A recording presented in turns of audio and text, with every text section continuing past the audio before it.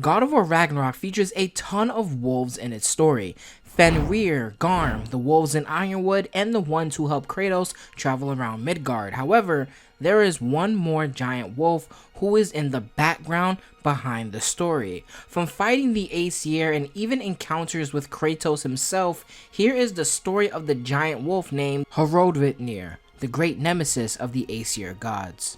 If you like God of War lore, Kratos, and Santa Monica Studios, then this is the place you need to be. So make sure to hit the subscribe button for more videos and hit the like button to spread this video around, as it helps more than you think. Let's get right into it. Now, one thing we have to establish: in the traditional mythology, Fenrir is the father of Skull and Hati, fought Odin at Ragnarok and bit Tyr's arm off. According to several mythology sources, the name Hrolfnir is just another name for Fenrir. However, in the God of War series, Fenrir and Hrolfnir are two entirely separate characters. For confirmation, here is Bruno, a veteran God of War developer who's been working on the series for well over a decade, confirming the two wolves are entirely separate characters. And by the way, he was also the game director for God of War Ragnarok Valhalla. So, pretty important dude. With that out of the way, here is the story of Hrolfnir. We start off the story based on what we saw on the shrine, the birth of Skull and Hati. The three of them were loyal to a mysterious woman we don't really know much about. This mysterious woman ordered Hrolfnir, Skull, and Hati to attack Kratos and drag him to Norse mythology. We know these events happened thanks to the official novelization of God of War 2018 when Kratos thinks of this moment. After Kratos' arrival in Scandinavia, Hrolfnir will begin to fight the Aesir gods, and will be nicknamed the Great Nemesis. Here is Mimir explaining this to Kratos and Atreus in God of War 2018.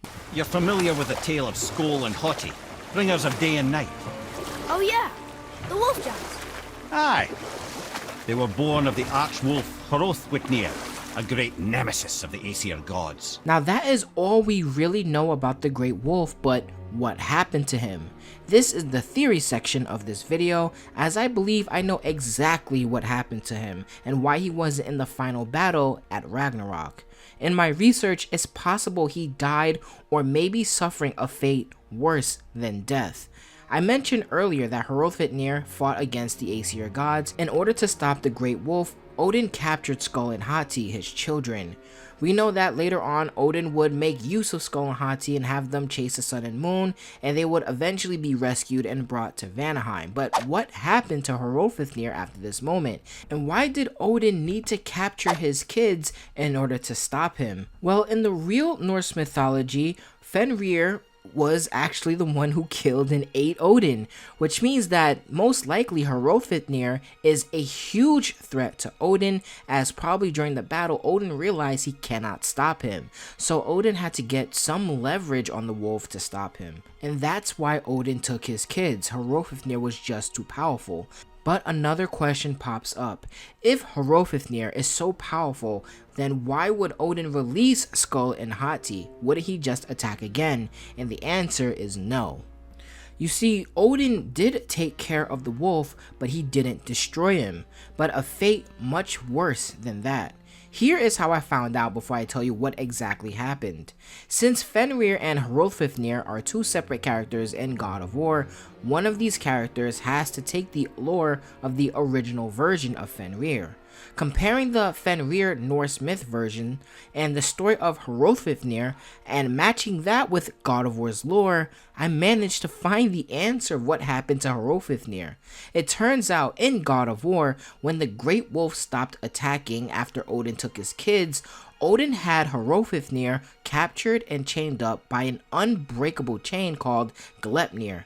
Now, I'm sorry if I mispronounced that. I mispronounce a lot of things, but on this channel, I don't just talk out of my ass, right? We have to explain these things, and I'm going to prove to you that this chain already exists and was used in the world of God of War. You have to give this video a like because I really had to go through some deep cut shit to find this answer. I really did my research, and it turns out In God of War 2018, while playing the game, this conversation happens. Mimir says the chain was already made by dwarves. Check it out here. Don't count the dwarves out, lad. They're right pricks, but they're resourceful. They once made an unbreakable chain out of little more than a cat's footstep and bird spit. That doesn't even make sense.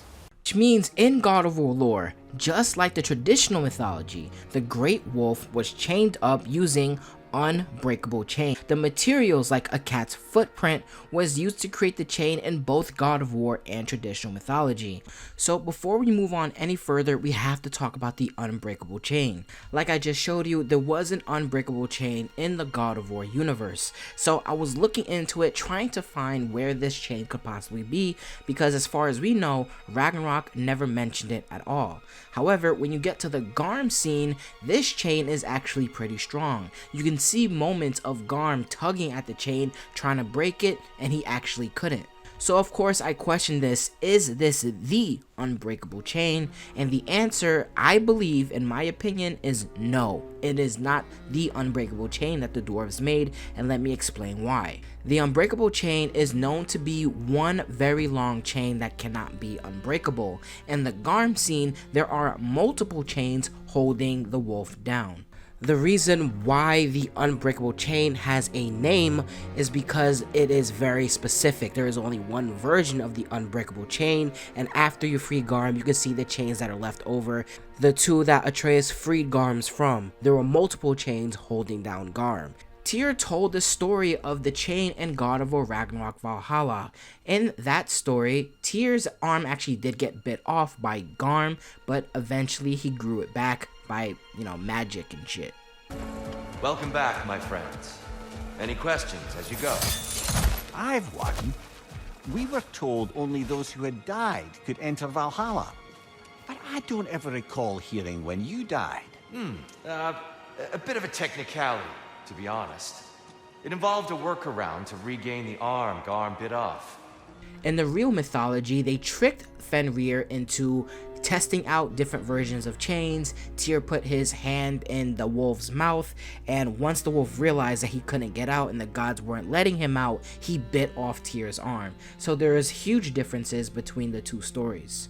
So let's put it all together right now.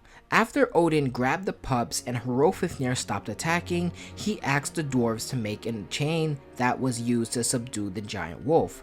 We learned at God of War Ragnarok that the dwarves have no choice but to listen to Odin. Odin then used this chain on the wolf so he's no longer a threat. Free to use Skull and Hati as he pleases now, and use them to chase the sun and the moon. But where was he placed after being chained up all this time? In the OG mythology, he was taken to a secret mythical island named Lingvi. And yes, that's a correct pronunciation because I looked it up, damn it. But anyways, using my research, this island's location in the Nine Realms is, well, pretty unknown. However, there is evidence in God of War he's somewhere in Midgard or Asgard. The evidence of Midgard exists in an old God of War Ragnarok trailer. God of War Ragnarok had this trailer where a great giant wolf appeared in front of Kratos and Atreus in Midgard. This scene was not in God of War Ragnarok at all. We now know Garm was in Helheim, Skull and Hati were in Vanaheim, and Fenrir wasn't a giant wolf. So this has to be Hrolfnir, who maybe is a cut boss fight, but keep in mind this is a CG trailer. You could say that Hrolfnir is chained up in Asgard, since in the OG myth, Fenrir appears in the final battle of Ragnarok. Although technically it isn't known which realm hosted the Ragnarok battle, just the name of the field. Most likely in the OG myth it was Asgard where this battle took place, and in God of War, the Asgard is, well, where the final battle occurs. But I realize it doesn't actually matter where he's chained up, because the fact is Hrolfnir did not show up in the final battle, which means he is still chained up somewhere, or worst case, died while he was chained up. Now, if he was chained up in Asgard, he is definitely dead because Surtur at the end of the game blew up the realm entirely. And if he's chained up in Midgard, then it must be a part of Midgard that isn't anywhere close to the Lake of Nine. So he's either in prison forever or died while chained up. And if you really want to push it, in Norse mythology, when Fenrir was chained up, his drool created a river called Expectation.